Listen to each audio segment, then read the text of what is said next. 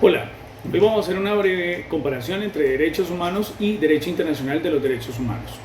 Los derechos humanos son los derechos y libertades fundamentales que tenemos todas las personas por el mero hecho de existir.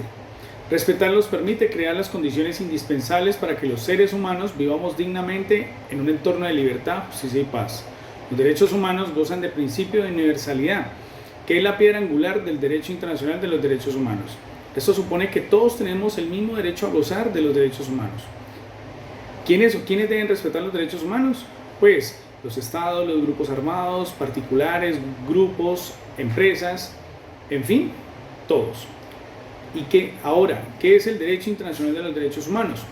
El derecho internacional de los derechos humanos es la rama del derecho internacional público desarrollada para promover y proteger los derechos humanos a nivel internacional, regional y nacional. Como rama del derecho internacional público se compone de una serie de instrumentos internacionales obligatorios, en particular diversos tratados sobre derechos humanos y de la costumbre internacional. Existen otros instrumentos internacionales de derechos humanos que, no siendo jurídicamente obligatorios, contribuyen a la aplicación, comprensión y desarrollo del derecho internacional de los derechos humanos. Conforme a ello, el derecho internacional de los derechos humanos establece las obligaciones que deben respetar los estados. En tal sentido, cuando un estado pasa a ser parte de los tratados internacionales de este tipo, se adjudica obligaciones a los deberes de respetar, proteger y realizar los derechos humanos. Muchas gracias. Como sabemos, lo que ha sido la pandemia ha afectado gravemente la plena vigencia de los derechos humanos de la población en virtud de los serios riesgos para la vida, la salud y la integridad de las personas, así como sus impactos a inmediato, mediano y largo plazo sobre las sociedades en general y no solo ellas, sino las sociedades especialmente en una condición de vulnerabilidad. Incluso pues yo he acogido el tema de las Américas, que es la región más desigual del planeta, como sabemos todos, caracterizada por una profunda brecha social en la que la pobreza constituye un problema transversal en todos los estados de esta región, así como por la falta o precariedad en el acceso al agua potable, la inseguridad alimentaria, las situaciones de contaminación ambiental y la falta de viviendas o de hábitat adecuado. A esto se le suman las altas tasas de informabilidad laboral e ingresos precarios que afectan a un gran número de personas en la región y que hacen aún más preocupante el impacto socioeconómico que ha traído consigo el COVID-19. Todo esto ha dificultado a millones de personas tomar medidas básicas de prevención contra la enfermedad. Además de ello, la región pues sabemos que se caracteriza por un alto índice de violencia generalizada y especialmente violencia por razones de género, de raza, de etnia, así como persistencia de flagelos como la corrupción y lo que es la impunidad.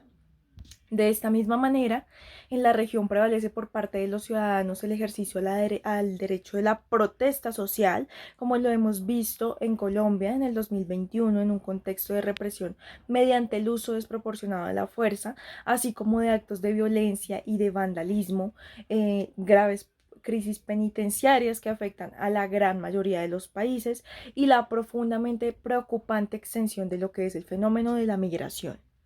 En este contexto, la pandemia ha generado impactos diferenciados sobre lo que es la realización de los derechos económicos, sociales, culturales y ambientales para ciertos colectivos y, como lo mencioné antes, en especial para esas poblaciones en condiciones de situación de vulnerabilidad.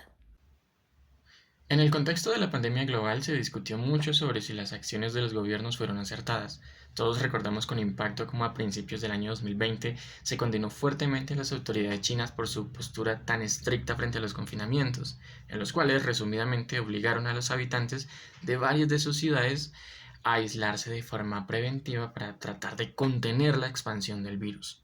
Ahora, siendo objetivos, medidas chinas como la pena de muerte por ocultar los síntomas, esto presentado en un informe del año 2020, sí representan un serio problema de violación a los derechos humanos, escudados en la búsqueda de un bien común, que en ese momento no era otro que ganar tiempo mientras se buscaba desesperadamente el desarrollo de la vacuna. Ahora, en Colombia las medidas no fueron tan drásticas si se considera que solo hubo 2 confinamientos y que de forma progresiva se fue reactivando el aparato económico del país. Prueba de todo ello es que según Bloomberg, Colombia fue uno de los países que mejor manejó la pandemia, estando dentro de los 15 mejores a nivel mundial y siendo el primero en América Latina. Ahora, personalmente no considero que las medidas adoptadas en nuestro país violasen los derechos básicos de las personas, teniendo en cuenta que siempre hubo libertad de movimiento, aunque de forma restringida, con el pico y cédula, y que con el paso de los días se fueron habilitando espacios para que las personas salieran de sus casas, aunque fuese por pocas horas, a desarrollar actividad física y o con sus mascotas.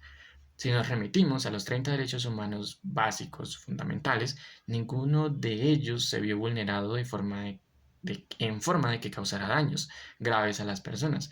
Es más, ni siquiera la vacunación fue obligatoria, manteniendo la libertad como uno de los ejes fundamentales al momento de superar la crisis sanitaria.